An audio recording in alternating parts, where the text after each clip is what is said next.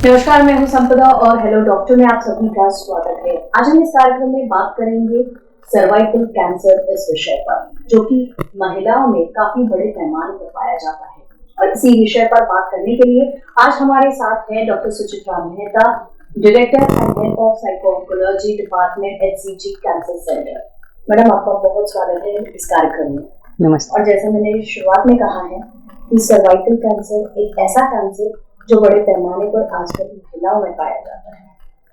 लेकिन सबसे पहले आपसे जानना चाहूंगी, सर्वाइकल कैंसर होता क्या है? सर्वाइकल कैंसर ये गर्भाशय के मुख का कैंसर होता है, जिसको बोलते हैं सर्विक्स। और महिलाओं की बात करते हैं तो पूरे विश्व में देखा जाए तो नंबर 1 पे है ब्रेस्ट कैंसर, स्तन का कैंसर, और नंबर 2 पे है सर्वाइकल कैंसर। डेवलपिंग कंट्री और अंडर डेवलप्ड कंट्री और डेवलप्ड कंट्री, इसमें बहुत ज़्यादा फ़र्क है जब हम महिलाओं के कैंसर की बात करते हैं। जैसे डेवलप कंट्री में हम देखेंगे US, यूरोप और बाकी के भी डेवलप कंट्रीज़ में, तो वहाँ पे ब्रेस्ट कैंसर इज़ नंबर 1 और बाकी के कैंसर उसके बाद में आते, जैसे लंग का कैंसर है या फिर स्टमक का कैंसर है। लेकिन अंडर डेवलप कंट्रीज़ और डेवलपिंग कंट्रीज़ जैसे इंडिया है, तो इनमें ब्रेस्ट कैंसर के बाद तुरंत आता है सर्वाइकल कैंसर। तो ये बहुत ज़्यादा चिंताजनक बात है कि सर्वाइकल कैंसर हमारे इंडिया में बहुत ज़्यादा प्रमाण में पाया जाता है। और WHO का डेटा है, वर्ल्ड हेल्थ ऑर्गेनाइजेशन का डेटा है कि 85% of the women cancer they come from developing countries like India. तो इतना बड़ा ज़्यादा कैंसर बर्डन डेवलपिंग कंट्रीज़ का है जब हम महिलाओं के कैंसर की बात करते हैं, और स्पेशली सर्वाइकल कैंसर की बात करते हैं तो ये बहुत ज़्यादा प्रमाण में पाया जाता है। डेवलप कंट्रीज़ में इसका प्रमाण कम है। अभी आपने जैसे बताया कि हमारे देश में ये काफी बड़े पैमाने पर पाया जाता है, तो इसका कितना प्रभाव है, मैं आपसे वो जानना चाहती हूँ। 1 मिनट में मैं आपको बताऊं तो WHO का डेटा है कि every 2 minute a woman is dying of cervical cancer. और जैसे मैंने बताया कि खाली हम इंडिया की बात नहीं करते, जैसे अंडर डेवलप कंट्रीज़ है, डेवलपिंग कंट्रीज़ है, यहाँ पे ऑलमोस्ट सिमिलर सिनेरियो है कि जिसमें cervical cancer around 85% of the cancer in women they are from these countries. India का देखा जाए तो इंडिया में यंग पॉपुलेशन जो रहती है, जैसे 20 से 40 साल तक जो पीरियड है वुमेन का, एक्टिव रिप्रोडक्टिव एज, तो इसमें पाने वाले कैंसर में सर्वाइकल कैंसर नंबर 1 पे है। तो ये तो बहुत चिंता का विषय है, क्योंकि आपने जो एज ग्रुप बताया वो भी हमारी कंट्री का एक टॉप मोस्ट एज ग्रुप में आता है, जहाँ इस एज ग्रुप के लोग हमारी कंट्री में ही सबसे ज्यादा पाए जाते हैं, और उसमें इस तरीके की बीमारी। तो इसके लक्षणों के बारे में आप बता सकते हैं अगर, क्योंकि आजकल लड़कियों में वैसे भी हेल्थ इश्यूज जो है वो काफी बड़े पैमाने पर है, तो हम कई बार ऐसा हो जाता है महिलाओं में खासकर कि बाकी सारी चीजों में हम ज्यादा ध्यान देते हैं, अपने हेल्थ को थोड़ा साइड में रखते हुए। तो अगर हम सर्वाइकल कैंसर के लक्षणों की बात करें तो क्या लक्षण पाए? सबसे पहले तो मैं बताना चाहूँगी कि सर्वाइकल कैंसर किससे होता है। आपने सुना होगा कि कैंसर ये पेशियों की बीमारी है, सेल्स, और ये किसी भी इन्फेक्शन की वजह से नहीं होता है। लेकिन सर्वाइकल कैंसर जो है तो ये मेनली HPV करके वायरस रहता है, ह्यूमन पैपिलोमा वायरस, उससे डायरेक्ट नहीं होता, लेकिन repeated infection of HPV virus, इससे सर्वाइकल कैंसर हो सकता है और इसका प्रमाण सबसे ज़्यादा है। बाकी के भी कारण है कि जिससे सर्वाइकल कैंसर होता है, लेकिन मेन कारण है HPV से इन्फेक्शन। कोई भी इन्फेक्शन हो तो इन्फेक्शन के जो लक्षण रहते तो वो सर्वाइकल कैंसर के प्री लक्षण, जिसको बोलते हैं हम कि सबसे पहले हम कैसा जानेंगे कि ये हो सकता है, तो रिपीटेड इन्फेक्शंस होना, ख़राब डिस्चार्ज जाना, या फिर बहुत ज़्यादा रक्तस्राव होना, जैसे मेंस्ट्रुएशन में लेडीज़ को ब्लीडिंग होता है, लेकिन वो एक नॉर्मल रेगुलर हो तो फिर ठीक है, लेकिन बार बार महीना आना या फिर महीने में 2 बार महीना आना, बहुत ज़्यादा ब्लीडिंग होना, ये सब इसके लक्षण हैं। और सेकंड, यानी जब मेनोपॉज हो जाता है, जब महीना रुक जाता है, तो इसके बाद भी कभी ब्लीडिंग हो सकता है, तो दैट कुड बी इसका साइन हो सकता है कि महीना ख़त्म होने के बाद भी, मेनोपॉज के बाद भी ब्लीडिंग हो जाए तो। और एक लक्षण है कि शारीरिक संबंध के बाद ब्लीडिंग होना, तो जिसको बोलते हैं पोस्ट कॉइटल ब्लीडिंग। तो शारीरिक संबंध के बाद भी ब्लीडिंग होता है, या फिर शारीरिक संबंध बहुत पेनफुल होता है, तो ये सब लक्षण हैं सर्वाइकल कैंसर होने के। अभी आपने जो लक्षण बताया उसमें काफी सारे ऐसी चीजें हैं कि जिनकी तरफ हम लोग थोड़ा सा ध्यान नहीं देते हैं, सीरियसली उसको नहीं देते हैं, लेकिन अब मुझे ऐसा लगता है कि आपसे सुनने के बाद हर महिला, हर लड़की जो है उसको सीरियसली लेगी और अपने इस इश्यूज के बारे में भी डिस्कशन करेगी, डॉक्टर को कंसल्ट करेगी। लेकिन अब मैं आपसे ये जानना चाहती हूँ कि ये जो आपने लक्षण बताए हैं, अगर कोई महिला सर्वाइकल कैंसर पीड़ित होती है तो उनका ट्रीटमेंट किस तरीके से किया जाता है? सबसे पहले तो ये जानना ज़रूरी है कि ये कैंसर है या कैंसर हो सकता है। तो जैसे आपने अभी बताया कि ऐसे ब्लीडिंग की इरेगुलरिटीज़ और ज़्यादा ब्लीडिंग होना या फिर कम ज़्यादा होना, तो ये तो बहुत लोगों को इट्स अ कॉमन सिम्टम। और दूसरी बात कि वाइट डिस्चार्ज काफ़ी लेडीज़ में होता है, तो ये कब डॉक्टर के पास दिखाया जाए, ये थोड़ा सा ट्रिकी क्वेश्चन है। लेकिन इसके लिए आजकल WHO ने और गवर्नमेंट जो प्लान्स है उसमें बताया गया है कि फ्रॉम द एज ऑफ 20 साल के बाद, यानी 21 साल में बोलते हैं हम, 21 साल के बाद एक बार चेकअप कर लेना चाहिए अपने गायनिक के पास, हर एक लड़की ने, वेदर शी इज़ मैरिड और नॉट, एंड वेदर उसको कुछ कंप्लेंट्स है या नहीं है। और इसमें हम पैप्समियर की इसका बहुत जिक्र करते हैं। पैप्समियर ये एक टेस्ट है कि जो नीचे से हम स्पेकुलम डाल के पानी निकालते हैं, और सर्विक्स जो मैंने बताया कि गर्भाशय का मुख जो रहता है, तो वहाँ से हम पानी निकालते हैं, सेल्स निकालते हैं, और उनकी जांच होती है कि इसमें इन्फेक्शन है, कि इसमें कैंसर की संभावना है, या फिर और कुछ प्रॉब्लम है, या फिर नॉर्मल है। तो ये करना बहुत ज़्यादा ज़रूरी है।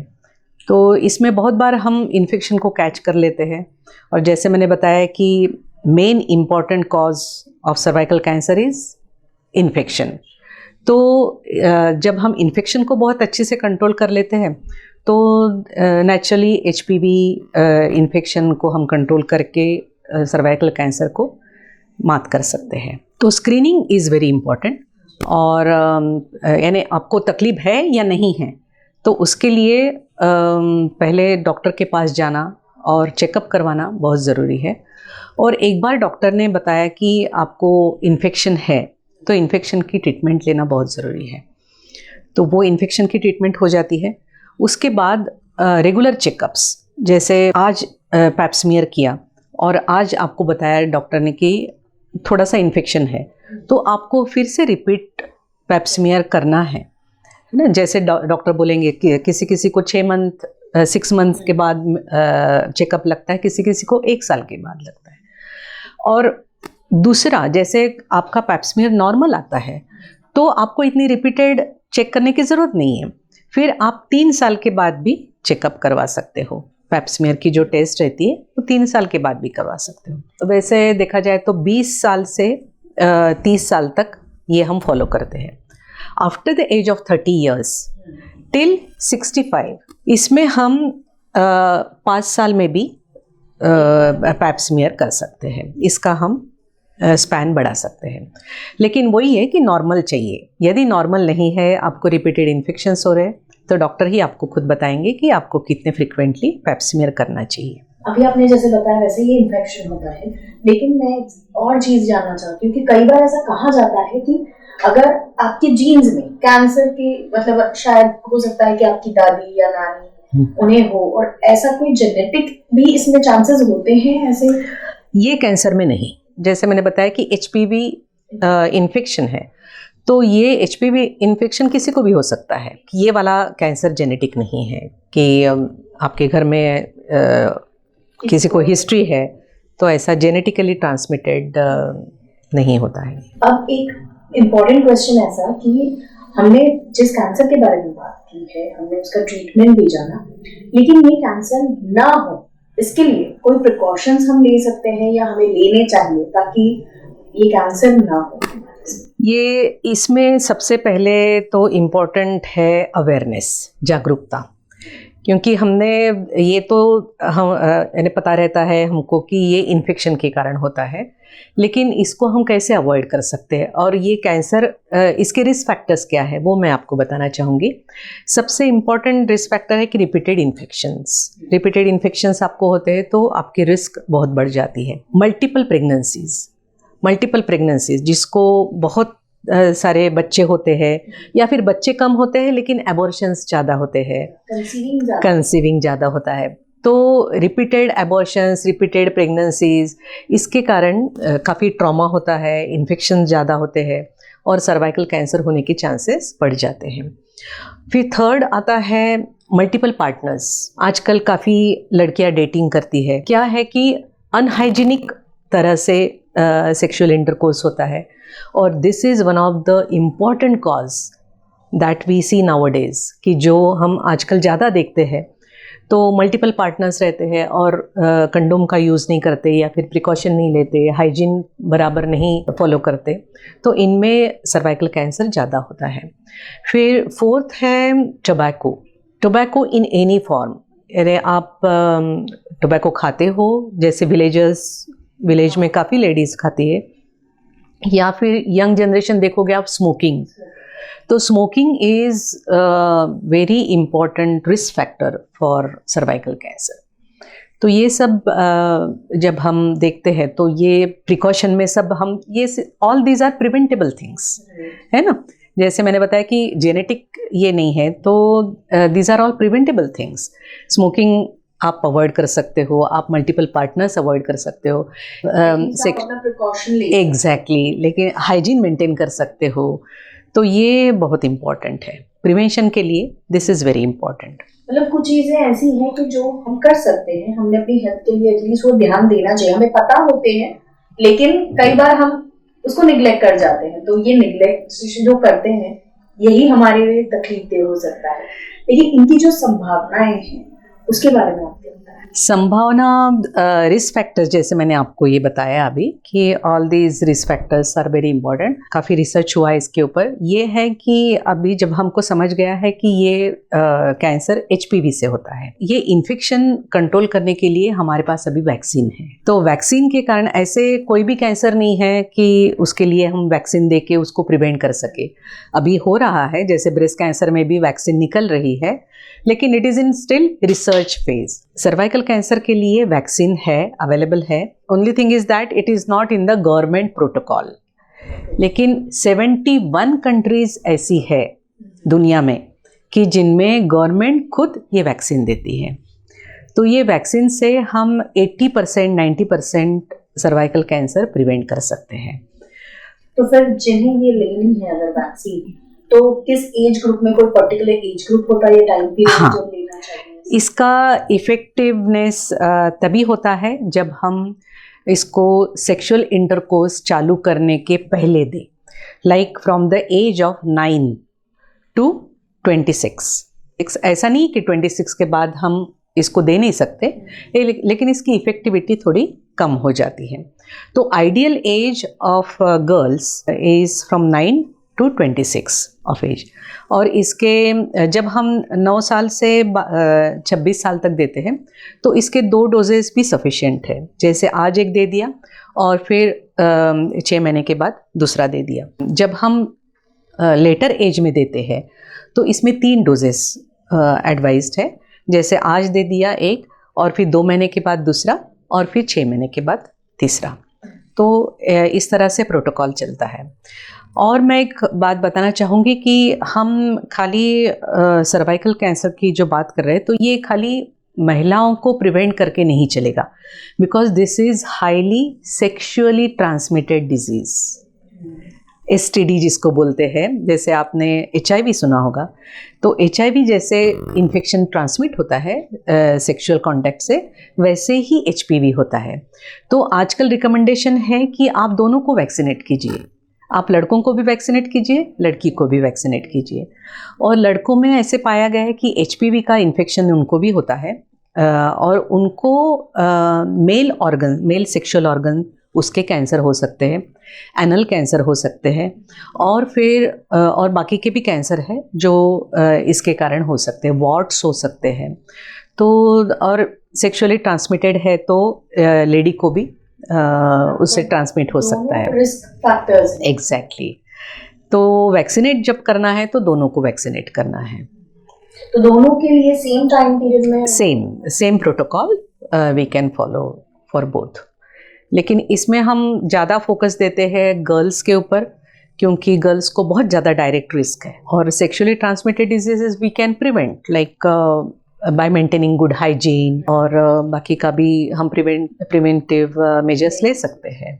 बहुत अच्छी जानकारी आपने हमें दी और इतना विस्तार से बताया है, इतनी इजी लैंग्वेज में। सबसे इम्पोर्टेंट कि हर किसी को समझ में आए, और हम जो गलती कर रहे हैं अपने चीजें जो हमें पता है और उन्हें निगलेक्ट करने की, ये गलती अब न करें।